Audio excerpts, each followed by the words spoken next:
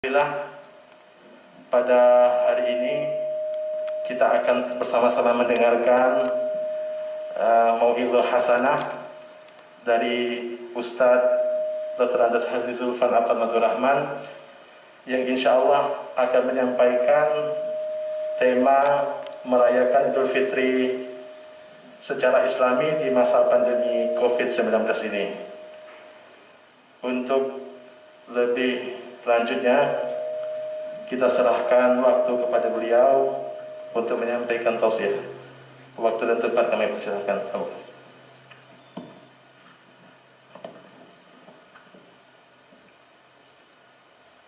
Bismillahirrahmanirrahim.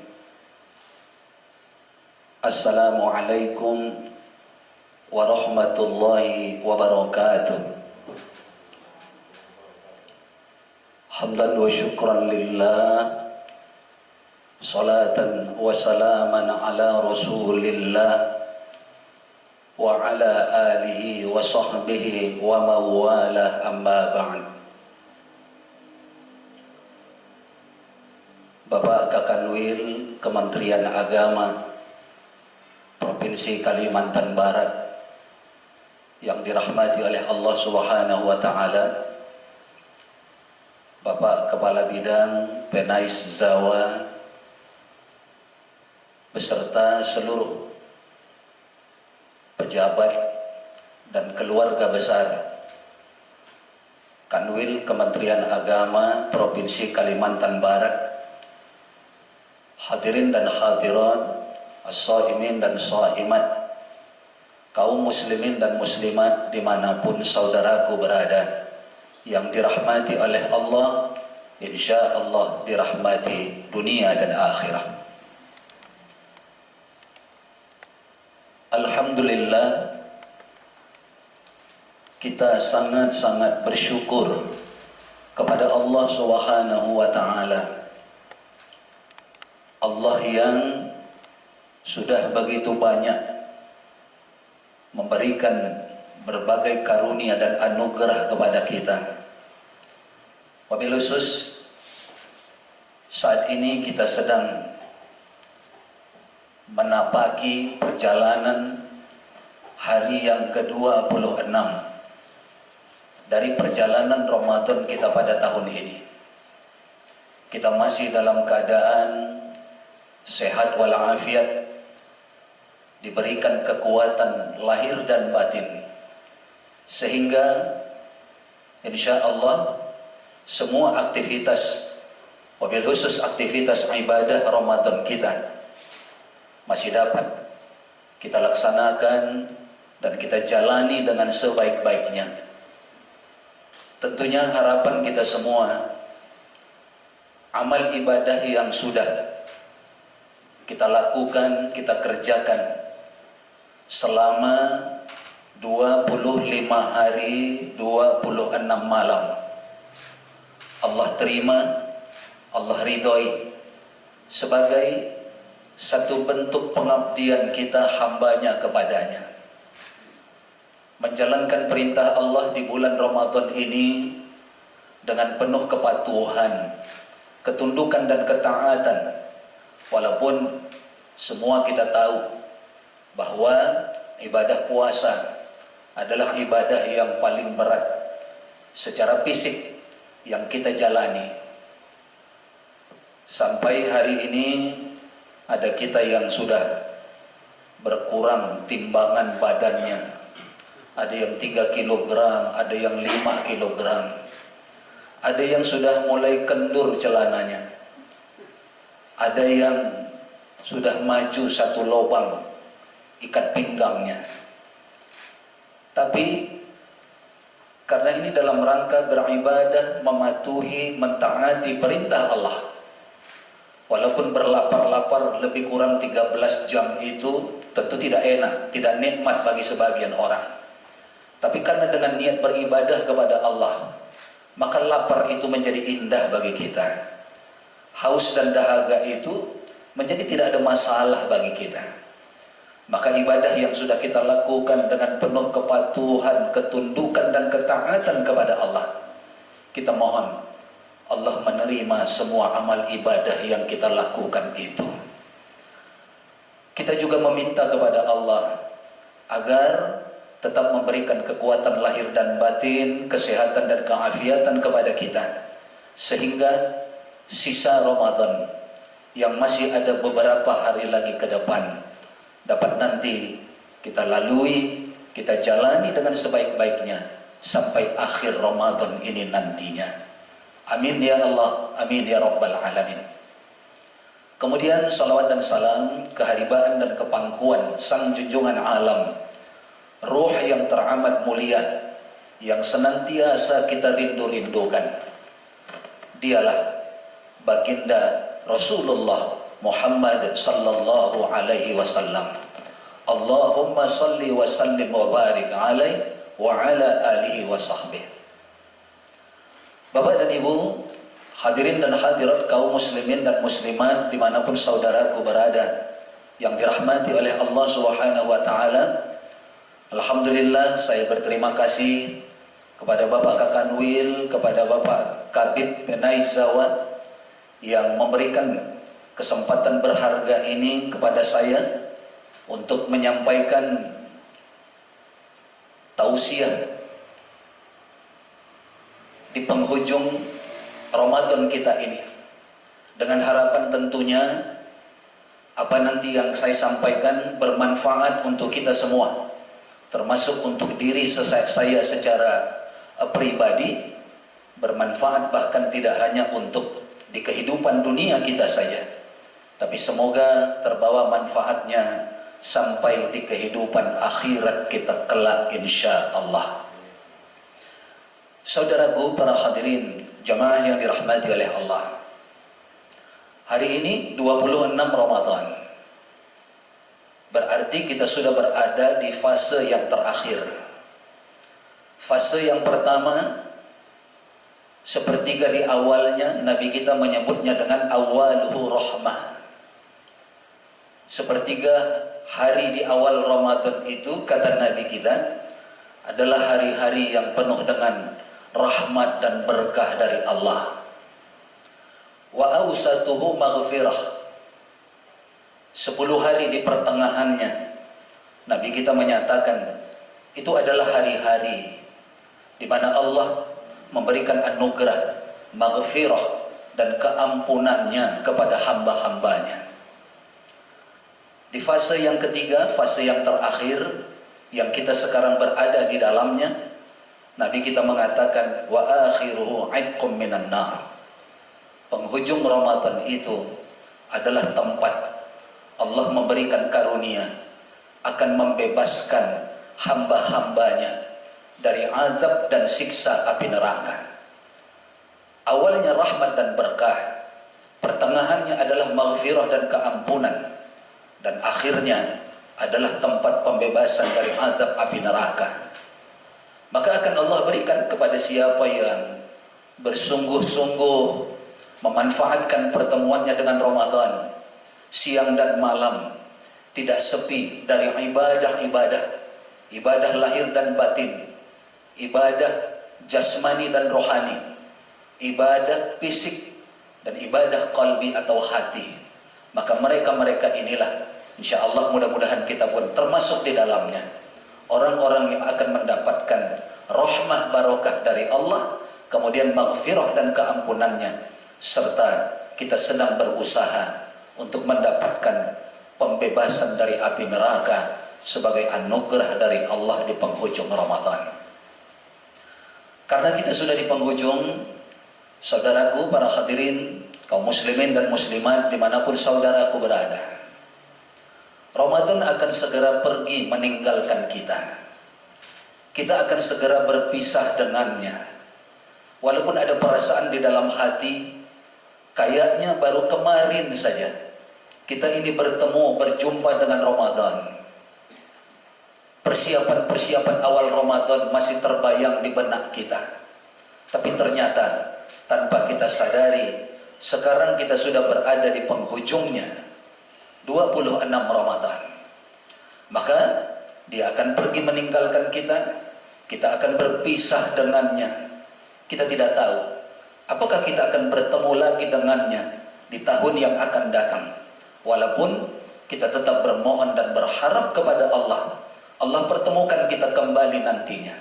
Karena kita sadar betul 25 hari 26 malam Ramadan ini kita lewati dan kita lalui.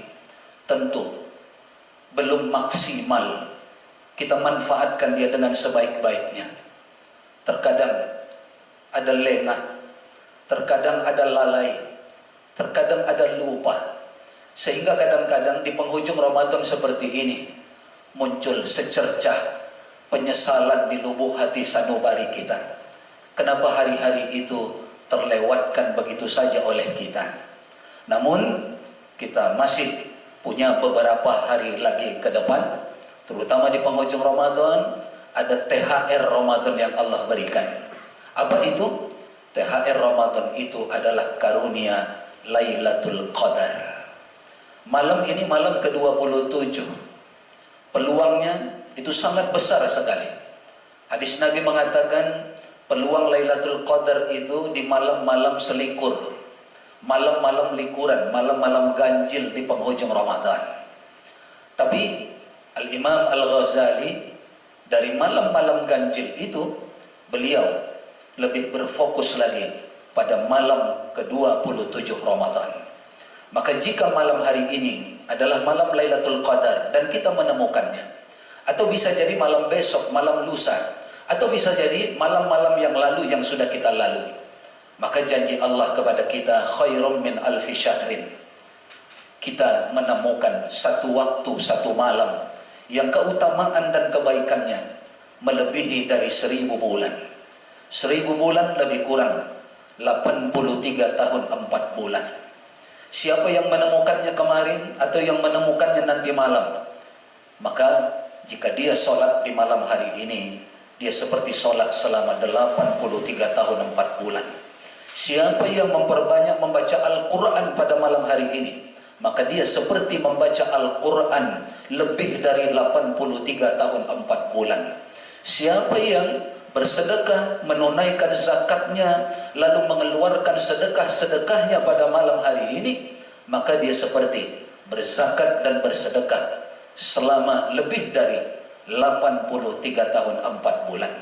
Mari kita raih keutamaan-keutamaan di penghujung Ramadan, karena Ramadan ini tidak seperti batang tebu yang semakin ke ujung semakin tawar, semakin ke ujung semakin tidak berasa apa-apa. Tapi Ramadan ini justru tempat manisnya itu adalah di penghujungnya. Oleh karena itu, saudaraku kaum muslimin dan muslimat dimanapun saudaraku berada, mari kita manfaatkan dengan sebaik-baiknya sisa-sisa Ramadan kita yang masih ada beberapa hari lagi ke depan.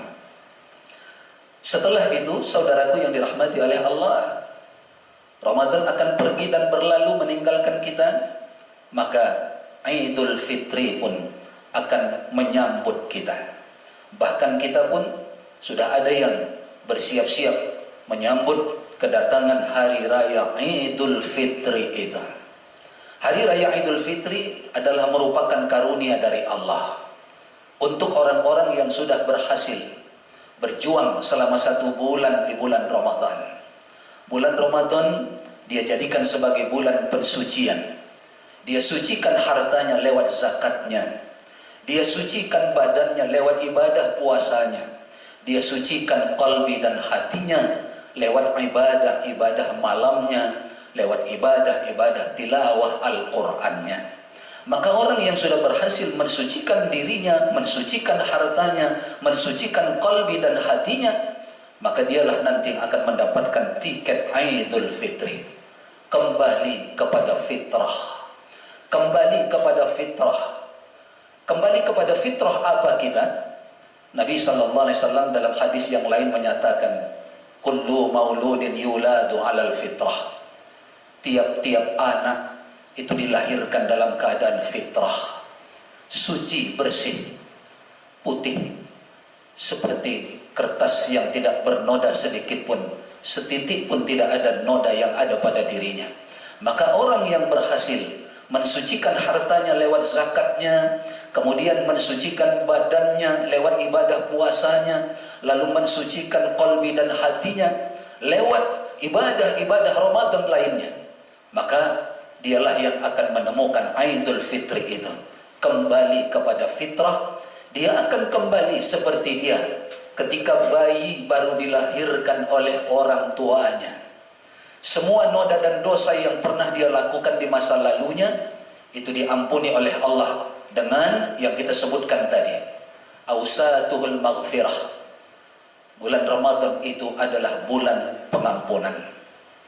Maka dari itu, jemaah yang dirahmati oleh Allah, rayakan Idul Fitri dengan mencerminkan ajaran-ajaran agama kita. Rayakan Idul Fitri dengan Islami. Kita harus berjuang walaupun di masa pandemi virus corona ini. Kita bersyukur karena perilaku-perilaku, perbuatan-perbuatan yang selama ini sering kita lihat, perbuatan mubazir, membuang-buang uang dengan bermain mercon, dengan membakar kembang api, dengan lain-lain sebagainya. Di masa akhir Ramadan, di masa pandemi ini terlihat memang berkurang. Tapi harus kita pastikan, mari kita rayakan Idul Fitri tanpa kembang api. Mari kita tinggalkan Ramadan tanpa mercon. Kita cegah anak-anak kita, jangan ada yang bakar-bakar lilin, apalagi di masa susah seperti ini. Itu perbuatan mubazir. Jangan membakar-bakar sesuatu yang harganya begitu mahal. Apalagi kalau sudah tidak mampu menerima bantuan 600.000, uang itu diberikan pula untuk beli mercon, beli kembang api, beli lilin dan lain-lain sebagainya. Maka itu sesuatu yang amat tercelalah dalam pandangan Allah Subhanahu wa taala. Cerminkan bahwa kita sudah mensucikan diri kita dengan ibadah Ramadan kita, lalu kita tinggalkan Ramadan dengan jiwa yang sudah suci dan bersih, maka itulah yang disebut dengan Idul Fitri. Maka jangan kotori dia lagi dengan perilaku-perilaku yang tidak sesuai dengan tuntunan agama, apalagi di masa prihatin seperti ini. Semua kita harus berhemat. Hemat-hemat, saudaraku yang dirahmati oleh Allah. Hemat-hemat. Kita tidak tahu ini pandemi ini berapa lama lagi.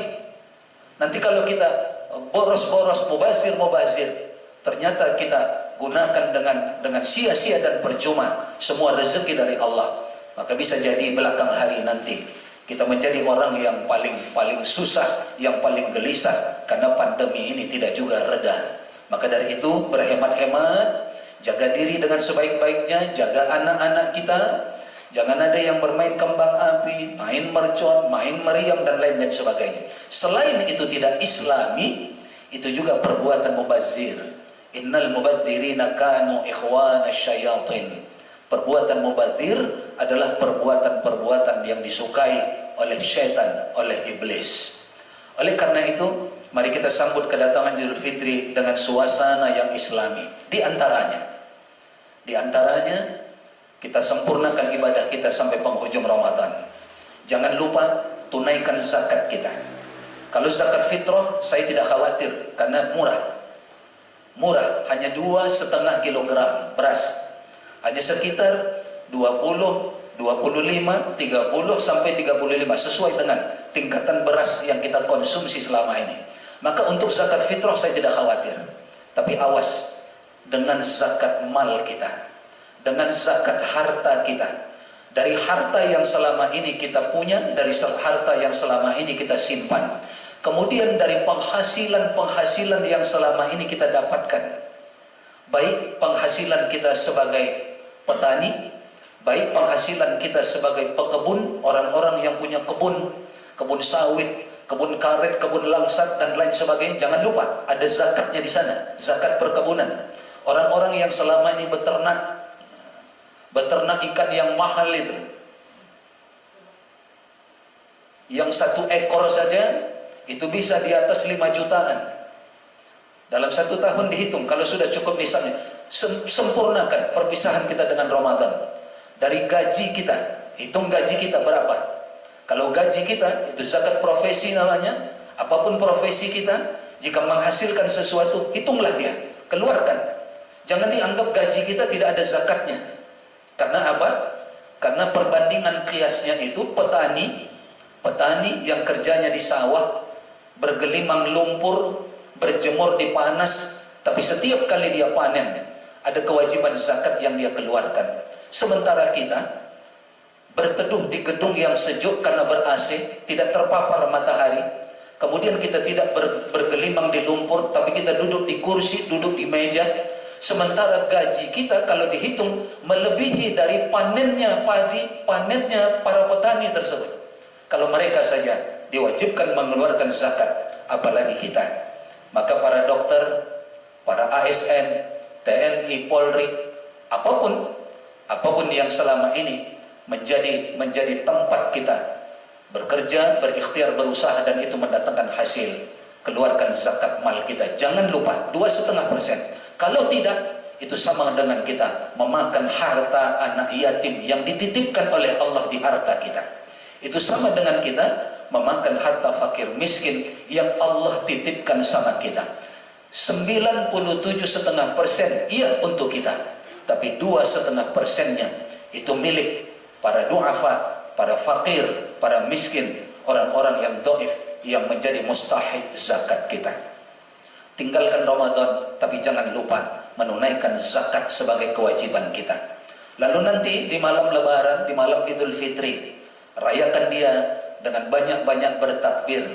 Walitukabbirullaha ala ma hadakum. Bertakbirlah kepada Allah dengan sebanyak-banyaknya. Malam itu gunakan untuk berzikir. Jangan sibuk hanya mempersiapkan kue-kue, jangan hanya mempersiapkan ganti gorden pintu, geser kursi, geser sana, geser sini, lalu menata ruangan tamu sehingga lupa bersyukur kepada Allah. Bisa meninggalkan Ramadan dengan baik. Lupa bersyukur kepada Allah bahwa kita sudah mencapai Idul Fitri. Maka jangan lakukan itu semua. Bertakbirlah dengan sebanyak-banyaknya. Kemudian Lebaran, karena Lebaran kita ini dalam masa pandemi, dalam masa prihatin, jemaah yang dirahmati oleh Allah. Jangan bayangkan seperti Lebaran-Lebaran kita sebelumnya, yang kita nanti orang akan datang ke rumah kita karena kita open house, atau kita bisa berkunjung ramai-ramai ke rumah orang. Tidak, jemaah yang dirahmati oleh Allah. Hindari yang seperti itu.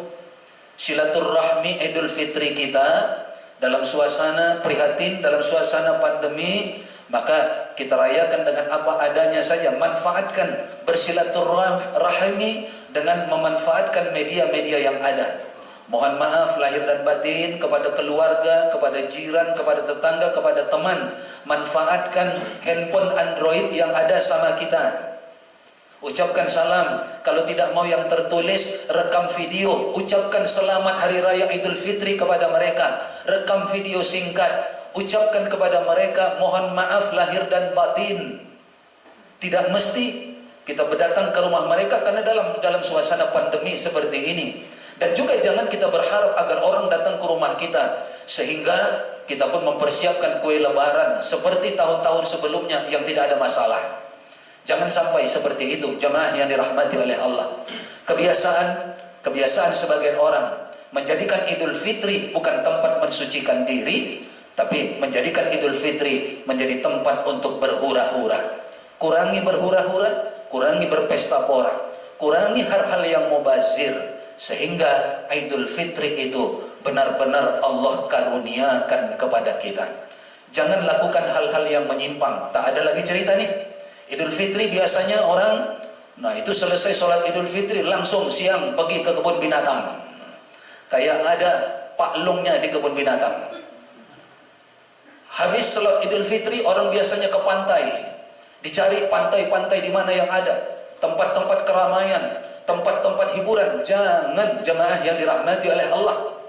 Selain memang itu tidak islami, kita juga dalam suasana pandemi, semuanya harus kita jaga dengan baik.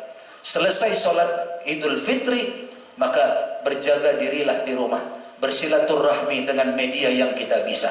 Dan menyangkut sholat Idul Fitri, sudah ada tuntunan majelis ulama kita yang dikeluarkan beberapa hari yang lalu dalam bentuk fatwa. Maka baca dengan baik kutipan fatwa majelis ulama tersebut. Kalau kita berada di kawasan yang rawan Bagaimana hukum sholat Idul Fitri itu sama kita, sudah ada di dalamnya. Kalau kita merasa apalagi bersesuai dengan mungkin petunjuk pemerintah masih aman, maka ada juga petunjuknya di dalam fatwa majelis ulama itu. Bagi orang yang ditetapkan sebagai zona yang tidak aman, kurang aman, rawan penularan, maka majelis ulama juga sudah menfatwakan boleh sholat Idul Fitri di rumah. Jamaah yang punya anak selama ini ada di pondok pesantren, manfaatkan anaknya jadi khotib sholat Idul Fitri di rumah. Walaupun yang sholat itu hanya anggota keluarga yang utama, ayah, ibu, anak, bersaudara beberapa orang. Yang penting dalam fatwa majelis ulama itu, kalau sudah ada cukup 4 orang, maka boleh sudah melaksanakannya secara berjamaah di rumah. Anak kita suruh berkhutbah, dia sudah belajar di pondok pesantrennya, pahami saja 5 rukun khutbah, sudah cukup dah. Nah, yang tidak diperbolehkan juga oleh fatwa majelis ulama, sholat Idul Fitri itu dilakukan secara munfarid, dilaksanakan sendiri saja di rumah, tanpa khutbah. Iya, tanpa khutbah, karena khutbah dalam sholat Idul Fitri tidak sama hukumnya dengan khutbah dalam sholat Jumat. Dalam sholat Jumat, khutbah itu wajib, mesti ada. Sementara dalam sholat Idul Fitri, khutbah itu hukumnya sunnah. Maka jika tidak mencukupi untuk berjamaah dan kita hanya sholat sendiri, lakukan sholat sunnah Idul Fitri itu sendiri, seperti sholat Idul Fitri yang biasa, hanya saja tanpa ada khutbah yang dilakukan. Inilah saya kira, saudaraku, kaum muslimin dan muslimat yang dirahmati oleh Allah Subhanahu wa Ta'ala, yang paling jelas adalah kesucian Ramadan yang sudah kita perjuangkan, meraih kesucian diri dengan ibadah-ibadah Ramadan kita. Jangan sampai lagi tercemari di akhir Ramadan, jangan sampai lagi terkotori oleh perilaku-perilaku ketika kita Idul Fitri. Kenali mana yang diperintah oleh agama dan mana yang dilarang oleh agama, mana hal-hal yang mubazir yang dilarang oleh agama. Pahami dengan baik, apalagi kalau dia bukan budaya kita. Main kembang api itu bukan budaya Idul Fitri, bukan budaya Islami. Main mercon, main meriam dan lain-lain sebagainya, itu bukan budaya kita. Itu bukan kebiasaan kita, bahkan itu tidak sesuai dengan makna kalimat Idul Fitri yang kita dapati, yang kita raih nanti pada tanggal 1 Syawal tersebut. Kembalilah kepada fitrah, kita jaga diri kita kembali. Allah yang sudah mengampuni dosa-dosa kita, jangan dibuat lagi. Allah yang sudah memaafkan kekhilafan-kekhilafan masa lalu kita, jangan diulang lagi. Itulah pertanda bahwa Allah mengampuni dosa kita. Saya pernah ditanya oleh jamaah, Ustaz, bagaimana kita bisa merasakan bahwa Allah itu mengampuni dosa-dosa kita? Saya katakan, ketika kita takut dan mampu menghindarkan diri dari perbuatan dosa, itu pertanda Allah sudah mengampuni dosa-dosa masa lalu kita. Tapi jika tidak, maka dosa masa lalu tidak terampuni, bahkan dia terulang kembali, itulah yang akan terjadi. Maka orang yang terus-menerus meminta ampun kepada Allah, lalu mendapatkan pengampunan dari Allah, selanjutnya sampai akhir hayatnya, dia akan jaga dirinya. Jangan berbuat dosa lagi, jangan berbuat yang salah, khilaf dan keliru lagi di masa-masa yang akan datang sampai akhir hayatnya, sampai akhir hayat kita. Kita bermohon kepada Allah, Allah sempurnakan Ramadan kita, Allah jadikan kita peraih Idul Fitri, Allah jadikan kita menjadi pemenang-pemenang Ramadan. Allah hindarkan kita merayakan Idul Fitri itu dengan hal-hal yang menyimpang, dengan hal-hal yang dilarang, dengan hal-hal yang harusnya kita cegah berdasarkan yang diajarkan oleh agama kita. Kita raih Idul Fitri itu, kita bawa dia sepanjang hidup kita 11 bulan ke depan. 11 bulan ke depan kita jaga diri kita dengan sebaik-baiknya. Yang kita lakukan adalah pekerjaan-pekerjaan yang mendatangkan ridho dari Allah, mendatangkan pahala dari Allah. Kita cegah diri kita hindarkan sedapat mungkin diri kita. Jangan ada lagi dosa-dosa baru kita di masa yang akan datang 11 bulan ke depan sampai kita bertemu lagi dengan Ramadan 1442 Hijriah. Amin ya Allah, amin ya Rabbal Alamin. Saya kira ini yang dapat saya sampaikan. Saya kembalikan kepada Al-Ustaz selaku moderator untuk memandu acara selanjutnya. Sementara waktu saya akhiri dulu. Billahi taufiq wal hidayah. Wassalamualaikum warahmatullahi wabarakatuh. Waalaikumsalam warahmatullahi wabarakatuh. Alhamdulillah, luar biasa pemaparan dari Pak Ustadz Dr. Andes Haji Zulfan Afan Abdul Rahman Esa ini. Dan saya rasa ini sudah banyak pertanyaan yang masuk Ustadz untuk bertanya dan ingin penjelasan dari Ustadz. Tapi sebelumnya kepada pemirsa yang ada di rumah yang ingin bertanya langsung kepada Ustadz, kami persilahkan untuk mengisi pendapatnya atau komentarnya di kolom komentar Facebook Kanwil Kemenang Provinsi Kalimantan Barat yang ada di pojok sebelah kanan. Jika masih ada waktu, kami akan menampung semuanya, tapi tidak ada waktu, kami akan menjawab langsung dan akan bertanya dengan Ustadz secara langsung. Ustadz, untuk pertanyaan pertama ini dari sebuah akun atas nama Petir Guntur Bumi ini. Beliau bertanya, mungkin tadi tidak mendengar Ustadz, bagaimana menyikapi kondisi saat ini sebagian umat Islam ini merayakan dengan petasan kembang api. Mungkin tadi sudah Ustadz jelaskan. Nah, yang kedua, ini pertanyaan beliau juga. Sebenarnya bagaimana menyikapi suasana malam takbiran ini ada di antara oknum-oknum orang Islam ini yang merayakannya untuk kepentingan pribadi. Misalnya dia ada istilah budaya nanggo itu Ustaz. Yang biasanya di tengah kita ada budaya nanggo. Itu beliau nanya apa hukumnya. Nah, yang ketiga ada juga pertanyaan bagaimana cara menjaga keistiqomahan kita Ustaz di bulan Ramadan sehingga tetap berlanjut sampai setelah Idul Fitri. Mungkin itu pertanyaan yang pertama Ustaz. Kepada Ustaz kami silakan. Baik. Pertanyaan dari penanya pertama berisi 3 pertanyaan. Yang pertama tadi sudah saya jelaskan. Jadi tinggal diputar ulang saja nanti apa yang disiarkan langsung ini menyangkut tentang kembang api, mercon dan lain sebagainya. Itu bukan budaya kita yang pertama. Yang kedua, itu perbuatan mubazir, membuang-buang uang apalagi dalam suasana prihatin seperti ini. Cegah anak-anak kita, cegah keluarga kita, jangan sampai mereka melakukan itu semua. Atau yang lebih parah lagi, yang berbahaya, malah ayahnya pula yang membelikannya, malah emaknya pula sambil belanja membelikan kembang api, mercon dan lain sebagainya. Cegah mereka, jangan sampai. Kemudian yang kedua menyangkut anak-anak yang pada malam itu membudayakan budaya tanggukan.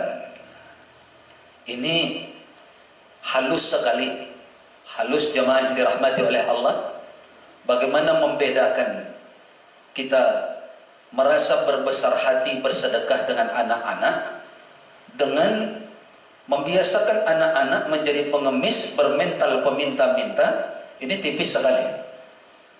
Maka dari itu harus benar-benar dengan jeli. Karena bisa jadi kebiasaan seperti ini itu menimbulkan mental yang tidak baik bagi si anak. Dia akan tumbuh berkembang menjadi orang yang suka bawa ya kotak-kotak amal, karena mereka nanti macam-macam itu. Ada yang bikin kaleng susu, ada yang dari kaleng kue dibikin seperti celengan, bahkan ada yang kurang puas dari kardus mie instan dia buat biar hasilnya banyak. Semakin kuat mental peminta-mintanya, maka semakin kreatif dia membuat tempat untuk meminta-minta itu. Nah, kalau jamaah setuju dengan saya, cegah juga anak-anak kita seperti itu. Saya alhamdulillah sejak kecil tidak saya biasakan anak saya seperti itu. Ketika malam lebaran seumur hidup mereka, itu anak-anak saya ada 4 orang. Tidak pernah mereka memegang mercon sekalipun. Tidak pernah mereka memegang kembang api. Tidak ada pernah terdengar suara petasan di rumah kita. Kenapa? Anak-anak itu kita biasakan seperti itu. Dan sampai hari ini, termasuk saya tidak izinkan mereka mengikut budaya-budaya bertakbiran sambil membawa tanggukan-tanggukan itu. Karena itu hanya akan membuat mental mereka menjadi mental tangan di bawah, membuat mental mereka menjadi mental peminta-minta. Maka jangan heran kalau sekarang banyak orang-orang dewasa yang kerjanya suka minta sana minta sini, ngemis sana ngemis sini. Itu jangan-jangan 10-15 tahun yang lalu memang tukang takbiran bawa apa namanya, bawa kotak untuk tok takbiran tersebut. Nah, jadi saya katakan tipis sekali antara kita senang hati memberikan sesuatu kepada anak-anak dengan membiarkan anak itu tumbuh punya watak pengemis, punya mental tukang peminta-minta. Itu tipisnya setipis kulit bawang saja. Kita salah sedikit, mereka akan berubah menjadi peminta-minta. Kalau kita tidak salah, memang mereka menjadi orang-orang yang gemar bertakbir. Maka dari itu, beri pengertian kepada anak-anak kita. Beri pengertian dengan sebaik-baiknya. Bertakbirlah ikhlas semata-mata karena Allah. Bertakbirlah di masjid. Kalau nanti di masjid kebetulan ada pengurus masjid yang ngasih misalnya, silakan. Tapi kalau tidak, berkeliling seperti itu budaya pengemis dari pintu ke pintu meminta sesuatu. Itu saya kira yang kedua. Pertanyaan yang ketiga, bagaimana kita menjaga keistiqomahan diri kita? Istiqomah itu tidak mudah. Istiqomah itu berat. Istiqomah itu amalan hati. Istiqomah itu tidak nampak. Istiqomah itu ada di dalam qalbi. Tapi orang yang istiqomah itu akan bisa dilihat dari perilakunya. Orang itu bisa dilihat dari tindak tanduknya. Dia ini istiqomahkah atau tidak? Istiqomah itu bermakna teguh pendirian, tidak mudah berubah, tidak tergantung arah angin, tidak mudah dia terombang-ambing oleh sesuatu, apapun itu sesuatu itu. Maka itulah istiqomah. Terutama mungkin kalau kaitannya dengan pertanyaan dengan Ramadan, bagaimana kita mengistiqomahkan diri kita seperti bulan Ramadan. Nabi SAW dalam satu hadisnya mengatakan, siapa yang merasakan keindahan Ramadan, maka dia akan jadikan 11 bulan lainnya itu seperti Ramadan. Orang yang tidak merasakan keindahan Ramadan, maka begitu Ramadan pergi 11 bulan, dia akan lupa, dia akan lengah, dia akan lalai apa yang dia perjuangkan selama Ramadan. Tapi jika dia merasakan itu, maka 11 bulan ke depan itu akan dia pertahankan dalam situasi aman, dalam situasi terkendali. Dia yang terbiasa selama Ramadan melaksanakan ibadah-ibadahnya misalnya ke masjid, maka ketika nanti suasana terkendali, ke masjid itu menjadi sesuatu yang dia cintai. Kalau di bulan Ramadan, nikmat rasa dia membaca Al-Quran sampai khatam, ada yang bahkan bisa lebih dari 1 kali khatam. Maka jika itu indah dan nikmat dia rasakan, nanti 11 bulan ke depan itu tetap akan dia lakukan. Al-Quran yang dia baca justru akan berkali-kali khatam, karena 1 bulan saja bisa lebih dari 1 kali khatam, apalagi 11 bulan ke depan. Orang yang merasakan nikmat dan indahnya bersedekah di bulan Ramadan, maka nanti 11 bulan ke depan dia akan tetap mengamalkan itu. Dia akan senantiasa bersedekah, dia akan senantiasa peduli. Maka tanamkan itu di hati kita. Jika kita merasakan sesuatu di bulan Ramadan ini, pertahankan nanti di luar Ramadan kita. Kita merasa begitu enak menjalankan ibadah puasa. Nanti di luar Ramadan 11 bulan berikutnya, walaupun kita tidak lagi berpuasa sebulan penuh, misalnya nanti di bulan Syawal, berpuasa penuh nanti di bulan Dzulqa'dah, sebulan penuh nanti di bulan Dzulhijjah, meskipun tidak begitu, Tapi keindahan berpuasa itu mereka lakukan sesuai dengan sunnah-sunnah berpuasa yang diajarkan oleh Nabi kita. Di antaranya ada puasa sunat 6 hari di bulan Syawal, itu tidak dia lupakan karena indah Ramadan itu dia rasakan. Ada puasa sunat Senin dan Kamis, ada puasa sunat Ayyamul Bid 13, 14, 15 hari setiap bulan Hijriah. Dia amalkan itu semua. Bahkan ada orang yang mengamalkan puasa Daud. 1 hari puasa, 1 hari tidak, 1 hari lagi puasa, 1 hari tidak. Kenapa? Karena dia rasakan indahnya berpuasa ketika di bulan Ramadan. Maka itu jaga ini istiqomah. Kemudian bagaimana cara menjaga istiqomahnya lagi? Jangan pernah berkhayal, berangan-angan Allah akan pertemukan kita lagi dengan Ramadan yang akan datang. Boleh meminta, boleh berdoa, boleh berharap. Tapi namanya permintaan, permohonan bisa dikabulkan oleh Allah, tapi juga bisa tidak. Maka jangan kita seolah-olah beranggapan kita tinggalkan Ramadan ini, kita akan bertemu lagi di Ramadan dengan tahun depan, sehingga lengah 11 bulan di antara kedua Ramadan itu. Cukup pelajaran sama kita. Saya punya tetangga 1 hari Ramadan kemarin meninggal dunia. Saya punya kenalan 3 Ramadan kemarin meninggal dunia. Saya punya seorang sahabat yang 6 Ramadan dia meninggal dunia. Padahal doa dia sama doa kita sama. Kepingin meminta kepada Allah bertemu dengan Ramadan tahun ini. Tapi mereka tidak Allah beri kesempatan. Kita alhamdulillah. Maka kita yang hari ini bertemu Ramadan, kemudian nanti sampai akhir Ramadan bisa kita selesaikan. Lalu kita berdoa, ya Allah pertemukan hamba kembali dengan Ramadan tahun depan, Ramadan 1442 Hijriah. Berdoa silakan, berharap silakan. Tapi belum tentu Allah pertemukan kita lagi dengan Ramadan tahun depan. Maka jangan sampai pepatah mengatakan berharap hujan turun dari langit, air yang sudah ada di tempayan dicurahkan. Berharap turun hujan dari langit, air yang sudah ditampung di tempayan dicurahkan. Artinya apa? Berharap sesuatu yang belum pasti, tetapi dengan meninggalkan sesuatu yang sudah jelas terbukti menjadi milik kita. Ini juga jangan seperti itu. Supaya istiqomah kita beranggapan selalu umur kita ini hanya dari waktu sholat ke waktu sholat saja. Jaga itu. Kita tadi sudah sholat subuh, alhamdulillah. Kita berharap kepada Allah, sampaikan ya Allah umur hamba sampai kepada sholat zuhur. Bertemu dengan sholat zuhur, bersyukurlah kepada Allah. Selesai zuhur, bermohon kepada Allah, ya Allah pertemukan hamba dengan sholat asar. Begitu nanti bertemu dengan sholat asar, bersyukur kepada Allah. Selesai sholat asar, berdoa bermohon kepada Allah agar dipertemukan dengan sholat maghrib. Demikian seterusnya, demikian seterusnya, demikian seterusnya, agar membuat kita istiqomah. Jangan ada yang beranggapan zuhur hari ini dia sia-siakan dengan pemahaman besok kan masih ada zuhur. Hari ini asarnya dia sia-siakan dengan harapan besok masih ada asar. Padahal tidak ada yang menjamin besok umurnya sampai zuhur.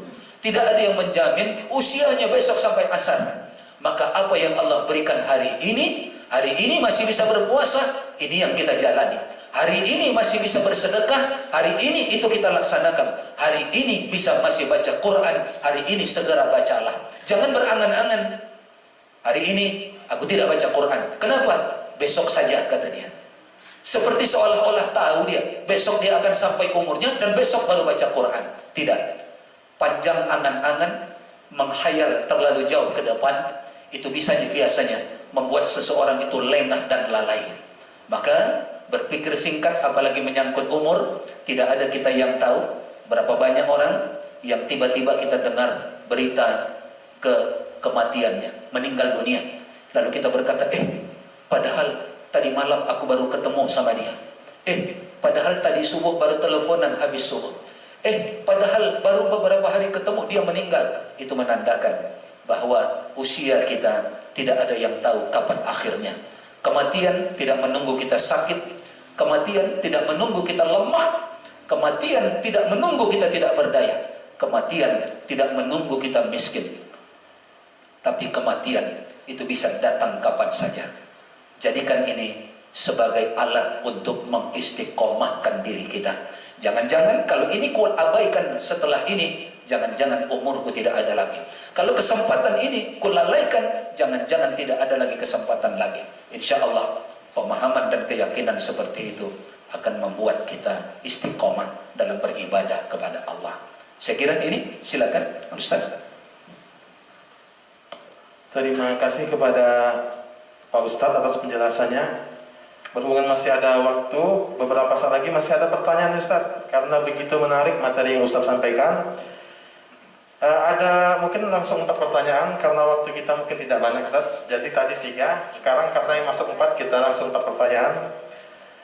Yang ini yang masuk di Facebook ini dari Pak Zohari, beliau bertanya, Ustadz bagaimana hukumnya berpuasa, tapi tidak sholat dan lalai dalam waktu apabila Allah memanggil sibuk dengan segalanya? Ini pertanyaan beliau. Yang kedua, ada pertanyaan juga, kita kan sudah memasuki masa pandemi Covid ini sudah beberapa bulan Ustaz. Dari sejak muncul di Cina itu di bulan November, dan di Indonesia dinyatakan pertama positif itu di awal bulan Maret. Tetapi mengapa Allah masih memberikan kita cobaan ini di saat Ramadan? Apa sih sebenarnya hikmah Allah memberikan cobaan ini kepada kita? Itu yang kedua. Yang ketiga, tadi mungkin ada kaitannya dengan pertanyaan yang tadi. Tapi tadi tentang keistiqomahan. Kalau yang ini Ustaz, orang bertanya bagaimana fenomena sebagian dari masyarakat muslim ketika Ramadan, yang ia giat beribadah ketika Ramadan, betapa giatnya, tetapi tidak membawa dampak kepada dia setelah selesai Ramadan, setelah Idul Fitri. Nah, yang terakhir ini ada pertanyaan dari Bu Nani Agus Sumarni. Apa hukumnya silaturahmi online, Ustaz? Nah, ini menarik sekali di masa sekarang. Apakah mengurangi pahala silaturahmi kita secara langsung? Mungkin untuk bersingkat waktu kami silakan kepada Pak Ustaz. Baik Ustaz, terima kasih. Karena 4 sekaligus mungkin tidak terekam saya pertanyaan dengan sempurna. Yang pertama, hukum puasa tapi tidak sholat. Ketika Nabi menggambarkan as-salatu imaduddin, sholat itu adalah tiang agama. Faman aqamaha faqad aqamaddin. Siapa yang menegakkan sholat berarti dia sudah menegakkan agamanya. Wa man tarakaha faqad hadamaddin. Siapa yang meninggalkannya berarti dia sudah meruntuhkan agamanya. Minimal agama pada dirinya. Nah, ketika Rasulullah mengibaratkan sebagai tiang agama, maka kita akan terbayang Rasulullah menggambarkan sholat itu seperti layaknya sebuah bangunan yang ada tiangnya. Sebuah bangunan jika tidak ada tiangnya, itu biasanya bangunan itu akan mudah roboh. Kemana dinding puasa ini akan disandarkan kalau tiangnya tidak ada? Kemana atap zakat ini akan kita letakkan kalau tiangnya tidak ada? Kemana pondasi syahadat ini bisa terjaga kalau tiang pengikatnya di segala sudut itu tidak ada? Mau di mana ini aksesoris bangunan ini berupa ibadah-ibadah haji, ibadah umrah, ibadah yang lain-lain, aksesoris ini di mana mau digantungkan kalau tiang tidak ada? Maka dari itu tergambarlah sama kita. Jika sholat itu tidak dilakukan, maka yang namanya dinding akan roboh, dinding puasa akan roboh, atap zakat akan runtuh, maka lantai pondasi syahadat pun akan rapuh, semua aksesoris di ruangan itu pun akan jatuh. Kenapa? Karena tiang yang tidak ada. Nah, oleh karena itu ketika tiang tidak ada, artinya sholat diabaikan, maka ibadah-ibadah yang lain itu tidak akan berguna banyak manfaatnya terhadap kokohnya agama yang bersangkutan. Yang seperti ini biasanya, kalaupun dinding itu ditempelkan atau disandarkan ke sesama dinding-dinding tersebut, maka itu hanya memakan waktu sekejap saja, tidak bisa bertahan lama. Itulah yang terjadi ketika Ramadan dia asyik berpuasa, tapi nanti 11 bulan dia akan berubah seperti semula. Maka dari itu bisa dipastikan ibadah yang mengabaikan ibadah apapun, ibadah apapun yang mengabaikan tiangnya, mengabaikan sholatnya, meniadakan tiangnya, meniadakan sholatnya, maka ibadah itu akan sia-sia. Dia tidak bisa digantungkan, dia tidak bisa disandarkan, dia tidak bisa dikokohkan seperti pondasi syahadat tadi, karena memang tiangnya tidak ada. Maka utamakan tiangnya, jaga tiangnya. Apalagi kata Nabi kita, awwalu ma yuhasabu yaumal qiyamah as-salat. Nanti yang pertama sekali diperiksa di negeri akhirat dari semua ibadah kita, maka itu adalah sholat. Lalu Nabi mengatakan di dalam riwayat Imam At-Tabrani itu dengan mengatakan, siapa yang hasil pemeriksaan sholatnya itu dinyatakan baik, maka baiklah seluruh amal ibadahnya yang lain. Kalau sholatnya baik, puasanya insya Allah baik.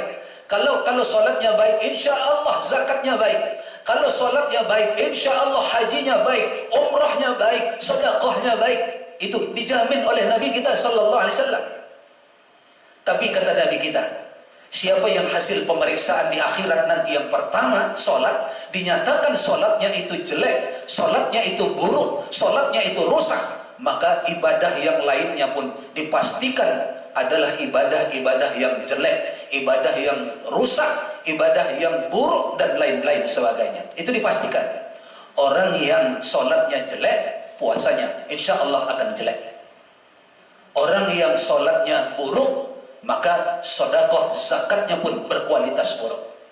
Orang yang sholatnya buruk, maka akhlak dan perilakunya pun akan buruk. Karena Allah juga yang jamin, aqimis salat, inna salata tanha 'anil fahsya'i wal munkar. Salat yang bisa mencegah dari perbuatan keji dan mungkar. Maka kepada saudaraku yang bertanya, dan kepada saudaraku semua kaum muslimin dan muslimat dimanapun berada, maka jaga kualitas salat kita, utamakan salat kita, belajar untuk menyempurnakan salat kita, belajar. Salat yang kita lakukan itu harus kita pelajari dengan sebaik-baiknya. Insya Allah dia yang akan menyelamatkan kita di dunia ini, dan dia yang akan menyelamatkan kita di akhirat nanti. Dalilnya mana? Inna salata tanha 'anil fahsya'i wal munkar. Itu dalilnya salat menyelamatkan kita di dunia. Mana dalilnya untuk akhirat? Nabi mengatakan, siapa yang salatnya nanti diperiksa baik, maka selamatlah akhiratnya. Itu dari Nabi kita. Itu yang pertama saya kira. Yang kedua, iya, segala sesuatu tidak akan terjadi kecuali atas kehendak dan takdir dari Allah. Itu yang jelas, yang pertama. Ini kehendak Allah, ini takdir Allah. Sebelum ini terjadi bulan November, sebelum ini terjadi di bulan Februari, sudah tercatat di Lauhil Mahfuz bahwa itu akan terjadi. Begitu terjadi, maka qada yang ada di sana menjadi takdirlah dia. Itu yang pertama yang harus kita yakini. Ini kuasa Allah, ini kehendak Allah, ini dalam kemaha kekuatan Allah Subhanahu wa taala. Maka pertanyaannya, kenapa Allah menurunkan ini sama kita? Mengapa apakah kamu akan dibiarkan mengaku beriman kata Allah sementara engkau belum menjalani ujian? Maka ini ujian sama kita. Ujian sama kita. Saya ditanya oleh jamaah, Ustaz, kalau ini ujian kapan lulusnya Ustaz? Saya bilang nanti kelihatan. Di dunia akan kelihatan siapa yang dia goyah karena virus corona, siapa yang dia tidak istiqomah karena virus corona, siapa yang dia berubah menjadi tidak baik karena corona. Maka itu akan kelihatan. Terlebih lagi nanti hasil ujian ini akan diumumkan di negeri akhirat. Siapa di antara kita yang bisa menjalani ini dengan sebaik-baiknya? Pertama, kita yakin ini takdir Allah. Yang kedua, kita ridho dulu menerima takdir Allah ini. Yang ketiga, kita berjuang menjalani ujian ini agar kita tidak menjadi korban dari ujian yang diberikan oleh Allah. Lalu kita juga diajarkan, Allah tidak akan menguji kita melewati batas kemampuan kita. Insya Allah orang-orang yang beriman akan mampu melewati ujian ini nanti dengan sebaik-baiknya. Yang penting jamaah yang dirahmati oleh Allah Subhanahu wa taala, jangan ada yang pernah menganggap bahwa ini bentuk tidak sayangnya Allah sama kita. Allah buat kita sengsara, Allah buat kita tersiksa dan merana seperti ini. Allah jadikan kita menjadi korban PHK, Allah jadikan kita susah dan lain sebagainya. Tidak. Jika kita bisa melaluinya, melewatinya, maka semakin berat ujian, semakin tinggi nilai yang kita dapatkan. Siapapun kita menyatakan ini begitu luar biasa. Berapa banyak orang, bahkan hampir tidak ada yang tidak merasakan dampak dan akibatnya. Korban PHK berjatuhan, orang-orang susah bertambah, orang-orang yang tidak bekerja, pengangguran pun semakin bertambah jumlahnya, dan lain-lain sebagainya. Kehidupan kita terasa begitu tidak bebas, begitu sempit dan lain sebagainya. Maka kalau kita menganggap ini ujian, sandaran kita cuma Allah. Allahus Samad. Bersandarlah kepada Allah, memintalah kepada Allah agar Allah menyelamatkan kita dalam menjalani ujian, dan yang kita minta lagi agar Allah mengakhiri ujian ini dari kita, agar orang-orang yang lemah bisa tertolong dan terbantu. Orang-orang yang kuat menjalani ujian, mereka akan lulus menjadi pemenang. Tapi kita akan kasihan kepada orang-orang yang tidak mampu menjalani ujian, nanti mereka hanya akan menerima kerugian dunia dan akhirat saja. Maka tentu ada maksud kenapa Allah ingin menguji kita. Allah ingin menguji kita dengan rasa takut. Walanabluwannakum bisyai'im minal khauf. Allah ingin menguji kita dengan rasa takut. Sekarang itu tertanam sama kita. Rasa takut yang luar biasa. Walju', rasa lapar. Sekarang orang-orang lapar bertambah. Orang-orang susah bertambah. Ada orang yang cuma makan nasi saja karena dia punya memiliki beras.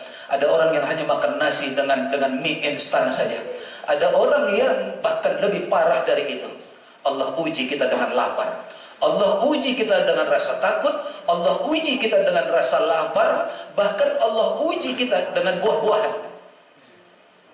Gagal panen misalnya. Banyak hasil-hasil pertanian yang tidak bisa dijual sebagaimana dalam keadaan normal seperti biasa. Maka buah-buahan berkurang, kebutuhan makan kita berkurang. Beras itu terasa begitu berkurangnya sekarang di setiap rumah, sehingga bantuan-bantuan beras begitu berharga rasanya. Maka lewati itu semua. Allah sedang menguji kita dengan rasa takut, dengan rasa lapar, dengan ketiadaan bahan-bahan makanan dan lain-lain sebagainya. Kita bermohon kepada Allah, umat Nabi Muhammad khususnya dapat menjalani ujian ini dengan sebaik-baiknya, dan dunia kita ini dapat menjalani apa yang sedang dilanda ini, dapat mengambil pelajaran juga dari sana dengan sebaik-baiknya. Itu saya kira untuk pertanyaan yang kedua. Yang ketiga, bagaimana seseorang yang setelah puasa selesai tapi tidak membawa dampak positif pada diri? iya, Al-Quran mengatakan la'allakum tattaqun. Mudah-mudahan kalian menjadi hamba yang bertakwa. Itu artinya dampak. La'allakum tattaqun itu dampak. Maka dengan bekal alladzina amanu, dengan bekal keimanan yang ada sama kita sebelum Ramadan, kita punya bekal keimanan alladzina amanu. Lalu masuk Ramadan, yang kita ikhtiarkan kutiba alaikumusiyam, mengerjakan ibadah puasa. Setelah kita tinggalkan Ramadan, dampaknya apa? La'allakum tattaqun. Mudah-mudahan kalian menjadi orang yang semakin bertakwa kepada Allah. Maka kalau ada orang yang setelah mengerjakan kutiba alaikumusiyam tidak berdampak apa-apa sama dia sesudah meninggalkan Ramadan, maka dia tidak mendapatkan apa yang Allah sebutkan dengan la'allakum tattaqun.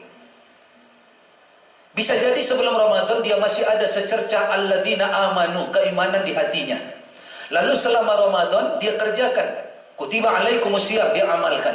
Tapi sesudah Ramadan dia tinggalkan. Tidak ada dampak, tidak ada perubahan, balah balik seperti semula, seperti asal. Maka yang tidak dia dapatkan dari ayat itu la'allakum tattaqun. Alladzina amanunya dia punya, kutiba alaikumusiyamnya dia kerjakan, tapi la'allakum tattaqunnya tidak dia dapatkan. Maka setelah Ramadan, mari kita berjuang memperlihatkan, mengaktualisasikan hasil didikan Ramadan kita. Tunjukkan untuk diri kita sendiri, tunjukkan untuk masyarakat lingkungan kita, dan perlihatkan perubahan-perubahan kita di hadapan Allah, bahwa Ramadan dengan ibadah-ibadah di dalamnya, termasuk khususnya puasa, itu membuat kita menjadi la'allakum tattaqun. Ada sesuatu yang berubah. Semakin berubah ketaatannya, semakin berubah akhlaknya, semakin berubah perilakunya, semakin berubah cara berbicaranya, semakin berubah pergaulannya, semakin berubah cara menjalani hidupnya, semakin berubah lebih baik dia dibandingkan dengan keadaannya sebelum Ramadan. Maka orang yang seperti itu sekali lagi tidak mendapatkan dampak la'allakum tattaqun tersebut. Berjuanglah untuk membuktikan hasil didikan Ramadan kita yang sudah kita lewati 25 hari. Saya kira itu. Berikutnya, Ustaz. Iya. Apa hukumnya silaturahim online? Sebentar lagi pun mungkin akan difatwakan nikah online. Jadi jangankan silaturahim, nikah online pun mungkin nanti dibolehkan. Asal ada syarat-syarat utama itu terpenuhi. Misalnya seperti kita ini, pakai layar, pakai model telekonferensi kata orang. Walaupun si laki-lakinya ada di Pulau Sumatera, si wanitanya ada di Pulau Kalimantan, tapi sama-sama punya ada layar. Kemudian sama-sama bisa melihat, betulkah ini calon istrimu? Betul, Ustaz. Yang ini betul calon suamimu? Betul. Ini betul ayahnya yang mau menikahkan? Iya, betul. Yang ini betul calon mertuamu? Iya. Kalau gitu dinikahkanlah di sana. Si ayah saja yang datang ke tempat si laki-laki, si wanita tidak dibawa. Tapi si wanita menyaksikan itu.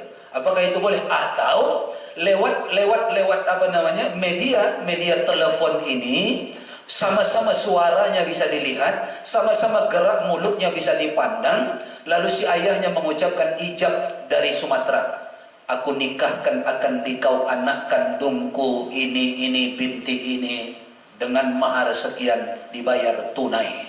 Lalu dia di sana jawab, saya terima nikah si fulanah binti si fulan dengan maharnya ini dibayar dengan tunai. Sah. Apalagi kalau cuma silaturahim, ya. Bagaimana? Apakah itu diperbolehkan? Dalam masa sekarang ini itu sangat-sangat diperbolehkan. Berapa banyak orang yang lama tidak ketemu, gara-gara media ini akhirnya mereka bisa bertemu kembali. Sudah 30 tahun gak ketemu sejak tamat SD. Lalu karena melihat ada fotonya, ada namanya, benar kayaknya ini kawan SD ku, lalu kuhubungi juga dengan media yang ada sama aku, kuhubungi dengan Facebookku, kuhubungi dengan WA ku, ternyata betul itu silaturahmi. Itu dampak positif dari media yang ada sekarang ini. Nah, maka dari itu saya kira tidak ada masalah, tidak ada hukum haram halal di sana. Justru di sana yang kita lihat adalah hukum kebaikan jika lewat media ini kita tingkatkan silaturahim kita.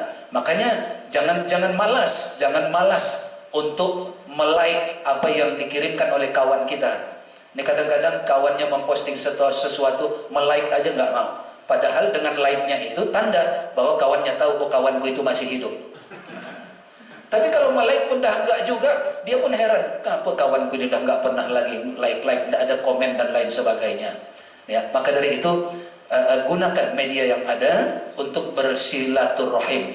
Bersilaturahim secara fisik, iya, ketika itu memungkinkan. Bersilaturahim secara non fisik, iya, itu kita lakukan. Sama dengan hukum ziarah. Apakah ziarah kita harus secara fisik? Kita datangi kuburan emak kita yang meninggal di Mekah beberapa tahun yang lalu. Tentu itu mustahil. Kita bisa ziarah dari rumah kita. Kita bacakan ayat-ayat Al-Quran. Kita bersedekah. Kita niatkan pahalanya untuk mereka. Lalu kita berdoa dari sini untuk mereka yang dikuburkan di Mekah sana. Itu sampai. Ziarah saja bisa kita lakukan dengan bukan cuma tempat yang berbeda sama-sama di alam dunia. Ini tempatnya berbeda. Kita di alam nyata, mereka sudah di alam barzakh. Itu pun masih tersambung silaturahim anak dengan orang tua. Apalagi kalau kita sama-sama masih di dunia ini. Saya pikir bisa manfaatkan dengan sebaik-baiknya media sosial yang ada, alat-alat elektronik yang ada untuk tetap menjalin silaturahim di antara kita semua. Saya kira ini Ustaz. Masih ada satu lagi, masih ada waktu?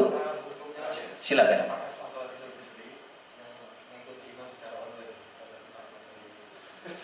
Iya. Apakah sah sholat Idul Fitri mengikuti imam secara online? Ini karena menyangkut ibadah mahdoh. Kalau tadi silaturahim masih bisa kita cerna dengan akal pikiran kita secara sederhana. Tapi menyangkut sholat secara online, ini yang kita pegang adalah belum ada ulama-ulama kita, baik ulama di Indonesia maupun ulama di seluruh dunia yang menfatwakan boleh melakukan sholat berjamaah secara online. Imam As-Sudais itu jadi imam di Masjidil Haram. Kita hidupkan TV, kita lalu sholat di dekat TV, mendengarkan suara Imam As-Sudais. Belum ada ulama yang membolehkan, menfatwakan bolehnya sholat berjamaah itu secara online. Kenapa? Sederhana. Berpisah jauh saja, saf jamaah yang dekat imam dengan kita itu sudah dilarang. Berjarak jauh saf orang yang berjamaah dengan kita saja padahal di tempat yang sama itu dilarang. Makanya kita selalu disuruh sawu sufufakum, rapatkan dan luruskan saf. Artinya orang yang berjamaah itu harus berdekatan. Tidak boleh tidak. Tentu kita berdekatannya dengan jamaah yang ada katakan di Mekah sana sama Imam As-Sudais. Maka saya memegang itu. Sampai hari ini belum ada ulama baik di Indonesia maupun di seluruh dunia yang membolehkan, yang mensahkan sholat berjamaah secara online di tempat yang berbeda antara makmum yang satu itu atau yang dua itu dengan imam yang berjamaah dengan makmumnya di tempat yang lainnya itu. Saya kira ini Ustaz dari saya, semoga tetap ada manfaatnya saudaraku kaum muslimin dan muslimat dimanapun saudaraku berada. Semoga kita semua dilindungi oleh Allah, kita semua diselamatkan oleh Allah menjalani cobaan virus corona ini. Segera Allah akhiri, segera kehidupan kita normal seperti biasa. Semoga ibadah-ibadah kita pun dapat normal kembali kita laksanakan seperti semula. Saya akhiri, terima kasih sekali lagi kepada Bapak Kakanwil, kepada Bapak Kabir Pedais Jawa dan keluarga besar Kanwil Kementerian Agama Provinsi Kalimantan Barat. Ilal liqa ma'assalamah billahi taufiq wal hidayah. Wassalamualaikum warahmatullahi wabarakatuh. Demikianlah pemaparan daripada Pak Ustadz Dr. Andes Haji Zulfan Affan Abdurrahman SH yang begitu luar biasa. Kita mendengar pemaparan beliau dan rasanya banyak manfaat yang kita dapatkan dari penjelasan beliau. Semoga ceramah beliau pada hari ini dapat memberikan manfaat kepada kita semua dimanapun kita berada. Karena berhubungan waktu juga yang memisahkan kita, dan insya Allah Ustaz kita akan bertemu di waktu yang akan datang dalam keadaan sehat walafiat Ustaz. Jadi untuk menutup pertemuan ini, kami akan membacakan sebuah hadis Nabi Muhammad SAW dari Imam Muslim. Beliau meriwayatkan as-salawatul khamas wal jum'atu ila jum'ah wa ramadhan ila ramadhan mukaffiratun lima bainahunna idza jtunibatil kaba'ir. Rawahu Muslim. Jadi di antara salat fardu yang satu ke salat fardu yang lain, dari Jumat yang satu ke Jumat yang akan datang, dan dari Ramadan yang satu ke Ramadan yang akan datang, itu dapat menghapus dosa di antara keduanya selama seseorang itu menjauhi dosa-dosa besar. Dan semoga Allah menjadikan momen Ramadan tahun ini sebagai penghapus dosa kita di tahun-tahun yang lalu, dan menjadikan Ramadan ini terbaik dalam hidup kita. Jadi demikian yang dapat kita sampaikan pada kesempatan kali ini. Di penghujungnya kami mohon maaf atas segala kekurangan. Nanti di akhir akan ada doa dari Pak Ustadz. Kami akhiri, wallahu yahdid dalil ila sawa'is sabil. Assalamualaikum warahmatullahi wabarakatuh. A'udzu billahi minasy syaithanir rajim. Bismillahirrahmanirrahim. Alhamdulillahi rabbil alamin. Wassalatu wassalamu ala asyrafil anbiya'i wal mursalin. Sayyidina wa habibina wa maulana Muhammad wa ala alihi wa sahbihi ajma'in. Allahumma ya Allah ya Rahman ya Rahim, ya Hayyu ya Qayyum, ya Quddus ya Salam, ya Dzal Jalali wal Ikram, ya Fa'alul lima yurid. Ya Allah, bulan Ramadan-Mu yang agung dan mulia ini akan pergi meninggalkan kehidupan kami ya Allah. Kami akan berpisah dengannya selama 11 bulan ke depan. Kami tidak tahu apakah masih Engkau pertemukan kami kembali dengan Ramadan-Mu yang akan datang ya Rabbal Alamin ya Mujibas Sa'ilin. Terasa begitu berat hati kami ya Allah berpisah dengannya. Kenikmatan-kenikmatan beribadah di dalamnya belum maksimal kami lakukan dan kami dapatkan ya Allah. Keindahan-keindahan beribadah di bulan ini ya Allah belum maksimal kami dapatkan dan kami lakukan ya Rabbal Alamin ya Mujibas Sa'ilin. Namun kami tetap berharap ya Allah, kami tetap bermohon kehadirat-Mu, karena Engkaulah, hanya Engkau tempat kami bermohon dan meminta, hanya Engkau tempat kami berharap ya Rabbal Alamin ya Mujibas Sa'ilin.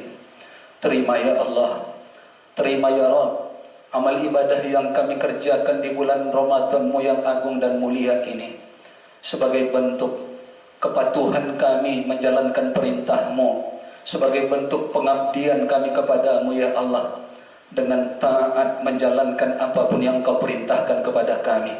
Semata-mata semuanya kami lakukan sebagai hamba-Mu ya Allah, yang tunduk patuh menjalankan perintah-Mu. Terima ya Allah, terima di sisi-Mu, anugerahkan ridha-Mu untuk kami. Berikan kesempatan kepada kami menyelesaikan Ramadan ini dengan sebaik-baiknya sampai ke penghujung Ramadan nantinya ya Allah. Berikan ya Allah manfaat pertemuan kami dengan Ramadan sehingga berdampak positif lebih baik lagi, semakin bertakwa kami 11 bulan ke depan sebelum bertemu dengan Ramadan yang akan datang. Ya Rabbal Alamin ya Arhamar Rahimin. Ya Allah, bulan Ramadan-Mu ini adalah Syahrul Maghfirah, bulan penuh keampunan. Kami hamba-hamba-Mu yang senantiasa merindukan mendapatkan keampunan dan maghfirah dari-Mu ya Allah, dari kesalahan-kesalahan dan dosa-dosa masa lalu yang pernah kami kerjakan ya Rabbal Alamin ya Mujibas Sa'ilin.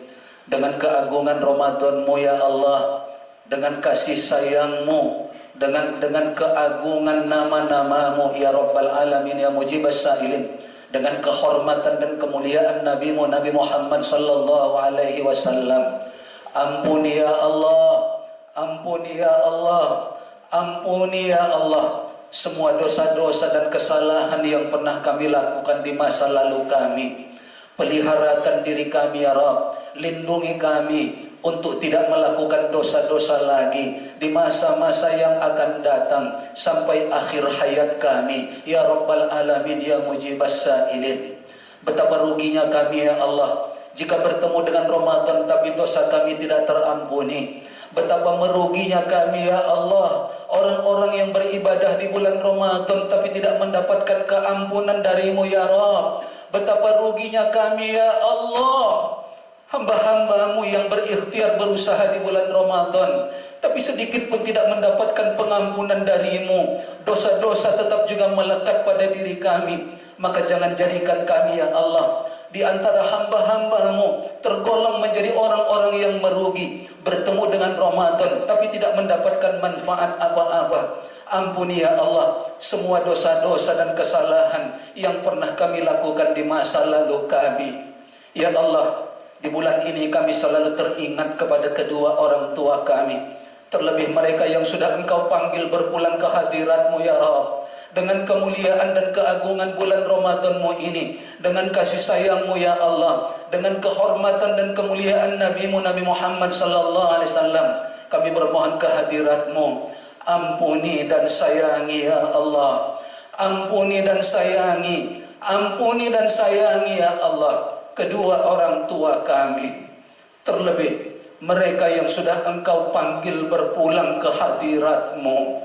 Lapangkan kubur mereka ya Allah, jadikan kuburan mereka seperti taman surga-Mu, tempat yang begitu indah dan menjadi tempat berbahagia bagi kedua orang tua kami selama mereka berada di alam kuburnya sampai datangnya hari berbangkit nanti. Ya Rabbal Alamin, Ya Mujibas Sa'ilin. Di antara kami ya Allah, ada yang orang tua kami masih hidup di tengah-tengah kami. Jadikan keberadaan orang tua kami ya Allah menjadi ladang amal bagi kami, berbuat baik, berbakti, membahagiakan orang tua kami di hari tua mereka ketika mereka masih hidup di dekat kami ya Allah. Jadikan ya Allah keberadaan orang tua kami menjadi medan jihad bagi kami, berjihad membahagiakan orang tua kami di akhir hidup mereka, berjihad dan berjuang menyenangkan kehidupan orang tua kami ya Allah di akhir hidup mereka. Di akhir bulan Ramadan ini kami bermohon kepadamu ya Allah, jangan ada anak-anak yang menyia-nyiakan orang tuanya. Kami bermohon kehadirat-Mu ya Allah, jangan ada anak-anak yang membuat terlantar orang tuanya. Di akhir bulan Ramadan ini kami bermohon kepadamu ya Allah, jangan sampai ada orang tua yang menangis karena perbuatan-perbuatan yang tidak pantas yang dilakukan oleh anaknya. Jangan sampai ada orang-orang tua yang bersedih karena dilupakan anaknya. Jangan sampai ada orang-orang tua yang menangis pilu karena anak-anaknya tidak peduli kepadanya. Beri hidayah ya Allah semua anak-anak yang masih memiliki orang tua agar mereka berbakti kepadanya, terutama di penghujung Ramadan ini. Ya Rabbal Alamin, Ya Mujibas Sa'ilin. Ya Allah, jadikan bulan Ramadan ini menjadi bulan yang membuat kami semakin bertakwa. Istiqomahkan kami nanti selama 11 bulan ke depan ya Allah. Jagakan ibadah-ibadah kami selama 11 bulan ke depan ya Allah. Jagakan hati kami selama 11 bulan ke depan ya Allah. Jagakan tindak tanduk dan perilaku kami selama 11 bulan ke depan ya Allah. Perbaiki dan baikkan akhlak kami, perilaku kami selama 11 bulan ke depan ya Allah, sehingga kami nanti Engkau ridhoi, Engkau izinkan bertemu lagi dengan bulan Ramadan yang agung dan mulia ini. Allahumma ya Allah, bibarakati syahri Ramadan wa bibarakati siyami Ramadan, ij'alna ya Allah wa ahlana min ibadikal muttaqin kama qulta fi kitabihil karim la'allakum tattaqun, waj'alna wa ahlana min ibadikas salihin, waj'alna wa ahlana min ibadikas syakirin was sabirin, waj'alna wa ahlana min ibadikal mukhlisin wal muflihin, wahdina ya Allah wa nawwir qulubana wa ahlana ila siratim mustaqim birahmatika ya arhamar rahimin. Rabbana atina fid dunya hasanah wa fil akhirati hasanah wa qina adzaban nar walhamdulillahi rabbil alamin. Allahumma shalli ala sayidina Muhammad.